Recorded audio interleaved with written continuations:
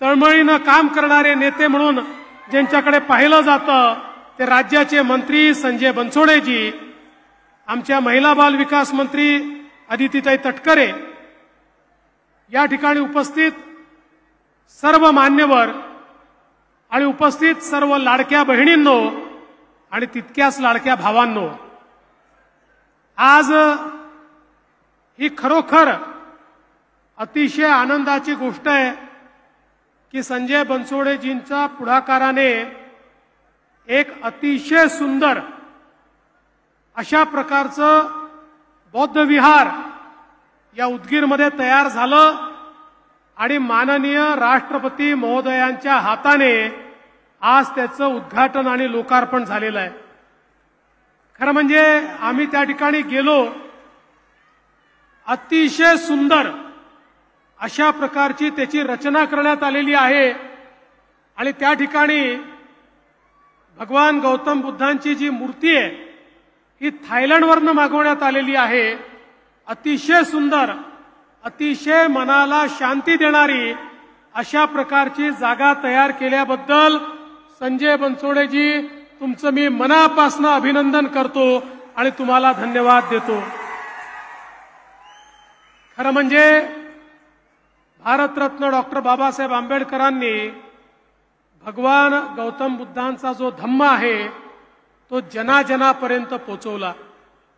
बाबासाहेबांनी हे बघितलं की हा भगवान गौतम बुद्धांचा जो धम्म आहे हा समतेचा धम्म आहे, हा बंधुतेचा धम्म आहे आणि त्यामुळे खऱ्या अर्थानं सामान्य माणसाला धम्माची शिकवण देत, पंचशीलाची शिकवण देत डॉक्टर बाबासाहेब आंबेडकरांनी एक ताकद दिली. आणि आज आपण पाहतोय जगामध्ये जे प्रगत देश आहेत त्या प्रगत देशांमध्ये जपान सारखा जो अतिशय प्रगत देश आहे या देशामध्ये आज सर्वाधिक भगवान गौतम बुद्धांना मानणारे अनुयायी हे त्या ठिकाणी आपल्याला पाहायला मिळतात. नव्हे तर सर्व साऊथ ईस्ट एशियामध्ये भगवान गौतम बुद्धांचा विचार हा त्या ठिकाणी अंगीकारला गेला आणि आज ती सगळी राष्ट्र ही प्रगत राष्ट्र म्हणून आपल्याला पाहायला मिळत आहेत. डॉक्टर बाबासाहेब आंबेडकरांनी ज्यावेळी आपल्या संविधानाची रचना केली त्यावेळी या संविधानामध्ये भगवान गौतम बुद्धांच्या विचाराने त्या ठिकाणी समता आणि बंधुतेचा समावेश केला आणि या भारताला एक असं संविधान दिलं की जगातलं सगळ्यात उत्तम संविधान हे आमच्या भारताचं संविधान आहे. आणि हे संविधान आताच आठवले साहेबांनी सांगितलं, कोणी कितीही खोटं बोललं तरी विश्वास ठेवू नका, भारताचं संविधान जोपर्यंत चंद्र आणि सूर्य आहे तोपर्यंत कोणीही बदलू शकत नाही. आज मला या गोष्टीचा आनंद वाटतो की भारतरत्न डॉक्टर बाबासाहेब आंबेडकरांच्या जीवनातील काही प्रमुख गोष्टींना त्या ठिकाणी हातभार लावण्याची संधी मला मिळाली. मग चैत्यभूमीवरचं भारतरत्न डॉक्टर बाबासाहेब आंबेडकरांचं स्मारक असेल की ज्याची जमीन माननीय मोदी साहेबांकडनं आम्ही आणली आणि त्या ठिकाणी स्मारकाची निर्मिती सुरू केली. दीक्षाभूमीचं सौंदर्यीकरण असेल किंवा लंडन येथे भारतरत्न डॉक्टर बाबासाहेब आंबेडकरांचं घर असेल, जे घर लिलावात निघालं होतं आम्ही निर्णय केला आणि ते घर विकत घेतलं आणि त्या ठिकाणी संग्रहालय तयार केलं. आणि एवढंच नाही तर कोयासान विद्यापीठामध्ये जपानमध्ये भारतरत्न डॉक्टर बाबासाहेब आंबेडकरांचा पुतळा देखील त्या ठिकाणी उद्घाटित करण्याचं भाग्य मला आणि आठवले साहेबांना या ठिकाणी मिळालं. आणि म्हणून खऱ्या अर्थानं त्यांच्या विचाराने प्रेरित होऊन आणि भारताच्या संविधानानुसार हा देश माननीय मोदीजींच्या नेतृत्वात मोठ्या प्रमाणात प्रगती करतोय. आणि या प्रगतीमध्ये मोदीजींनी सांगितलं, आपल्याला जर 2047चा विकसित भारत करायचा असेल तर केवळ आणि केवळ नारी शक्तींना, महिलांना जेव्हा आपण देशाच्या अर्थव्यवस्थेचा केंद्रबिंदू मानून आपल्या योजना तयार करू त्याच वेळी आपला देश हा सशक्त देश होऊ शकेल. आणि म्हणून मोदीजींनी बेटी पढाओ बेटी बचाओ पासनं तर लखपती दीदी पर्यंतचे कार्यक्रम आखले. परवा आपण पाहिलं महाराष्ट्रात ते आले होते, 11 लाख आमच्या भगिनी होत्या, ज्या काल परवापर्यंत घरगुती महिला होत्या, आता वर्षाला 2 लाख, 4 लाख, 5 लाख, 8 लाख कमवतायत. मोदीजींनी सांगितलं आणि आम्हीही हा निर्णय केला की या महाराष्ट्रामध्ये पहिल्या टप्प्यात 25 लाख आणि मग 1 कोटी लखपती दीदी आम्ही तयार करणार आहोत. आणि मोदीजींच्याच आशीर्वादाने आणि त्यांनी दिलेल्या मंत्राप्रमाणे माननीय मुख्यमंत्र्यांच्या नेतृत्वात महाराष्ट्रामध्ये महिला सक्षमीकरणाची योजना सुरू झाली.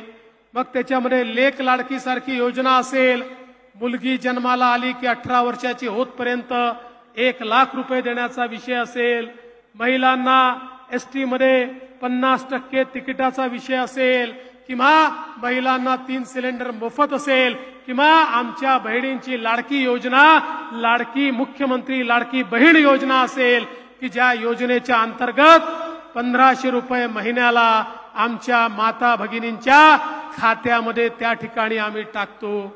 मला या निमित्ताने सांगायचं आहे, एकीकडे माय माऊलीला आमच्या बहिणींना मजबूत करण्याचा प्रयत्न आम्ही करतोय, पण काही लोकांना ते देखील पाहवत नाही. काही लोक लाडकी बहीण योजना बंद करा म्हणून हायकोर्टमध्ये गेले आणि मला दुःख आहे, हायकोर्टमध्ये गेलेला व्यक्ती हा काँग्रेसचे अध्यक्ष, त्या ठिकाणी नाना पटोले यांचा निवडणूक प्रमुख आहे, काँग्रेसच्या अनेक नेत्यांचा निवडणूक प्रमुख आहे.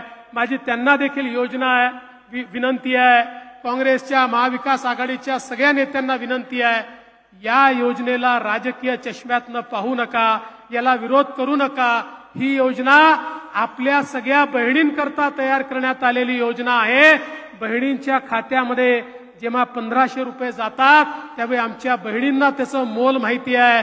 जे सोन्याचा चमचा तोंडात घेऊन जन्माला आले त्यांना याचं मोल कळू शकत नाही, पण दिवसभर राबणाऱ्या आमच्या ज्या बहिणी आहेत त्या बहिणींना याचं मोल माहिती आहे. आणि म्हणून आमच्या मुख्यमंत्र्यांच्या नेतृत्वात आम्ही हा निर्धार केलेला आहे, काहीही झालं तरी ही योजना आम्ही बंद होऊ देणार नाही.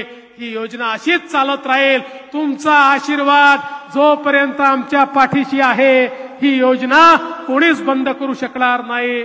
आज आपण पाहिलं, लाडक्या भावांना देखील त्या ठिकाणी कार्यप्रशिक्षण योजनेतनं 10,000 रुपयाची नोकरी आपण देतो.